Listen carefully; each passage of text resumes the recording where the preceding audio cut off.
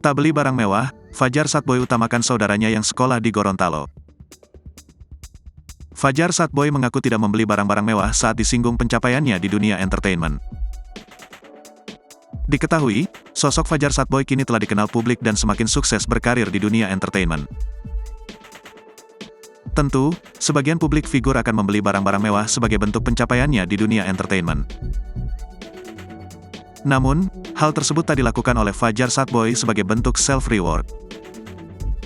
Fajar Satboy mengatakan dirinya lebih mengutamakan saudaranya yang berada di Gorontalo dibandingkan dengan kebutuhan duniawinya.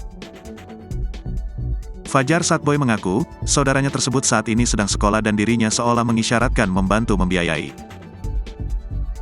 Saya ngutamain saudara saya yang di Gorontalo dulu, mereka sekolah, kebetulan saya berikan ini, biaya untuk sekolah, ungkap Fajar Satboy. Lebih lanjut, Fajar Satboy kini memilih untuk fokus berkarir terlebih dulu di dunia entertainment. Saya fokus berkarir dulu, kedepannya pasti takdir itu akan hadir, lanjutnya. Fajar Satboy pun bersyukur dirinya diberi kesempatan untuk berkarir di dunia entertainment.